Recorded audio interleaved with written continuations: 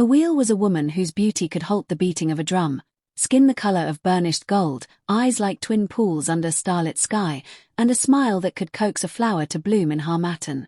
Her hair, thick and black like the richest earth, crowned her head in soft waves, and when she walked, it seemed the very ground sighed under her grace.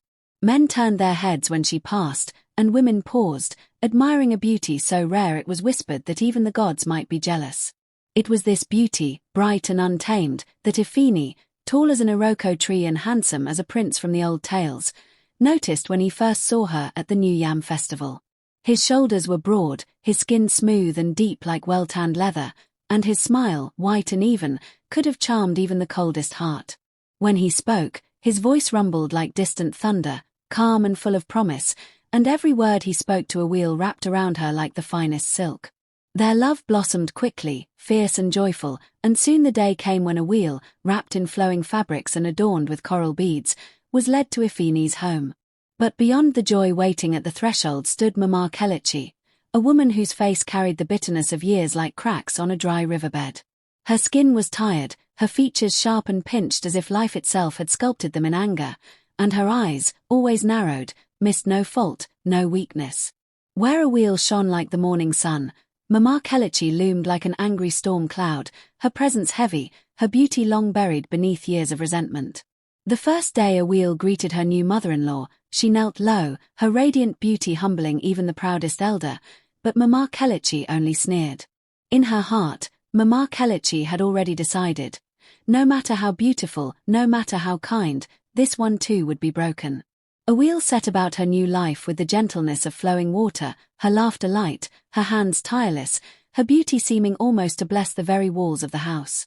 Yet Mama Kelechi saw her not as a blessing, but as a challenge, a mirror reflecting everything she had lost and could never reclaim.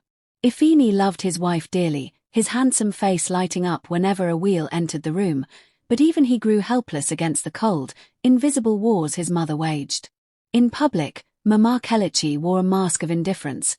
In private, her words struck like the tails of scorpions, subtle, sharp, and venomous. One evening, after a gathering where Mama Kelechi loudly accused Awele of bringing misfortune because she had no child, Awele wept alone in the kitchen, her beauty dulled with sorrow. In the flickering light of the cooking fire, she saw it, the bottle of insecticide, glinting like a serpent's eye among the household tools. A dark thought crept upon her heart, whispering that one drop would silence the cruelty forever, that her suffering could end before another moon passed. But Awele, beautiful not only in form but in spirit, shook the thought from her mind as one would shake off a snake. Her mother's voice echoed inside her, the flower that poisons the soil also kills its own roots. Wiping her tears, she rose with a new resolve, her beauty seeming almost fierce now, like a queen refusing to bow before ruin. At first light, she walked barefoot into the ancient forest, her wrapper brushing against dewy leaves, her skin kissed by the morning mist. She gathered herbs known to the elders, herbs of healing, forgiveness, and strength, whispering prayers with every careful pluck.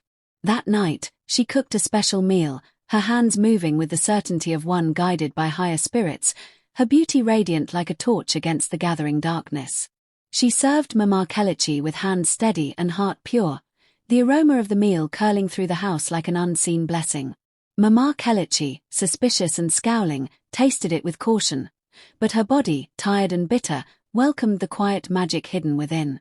Days turned into weeks, and the lines on Mama Kelechi's face softened, her anger melting like ice under the noonday sun.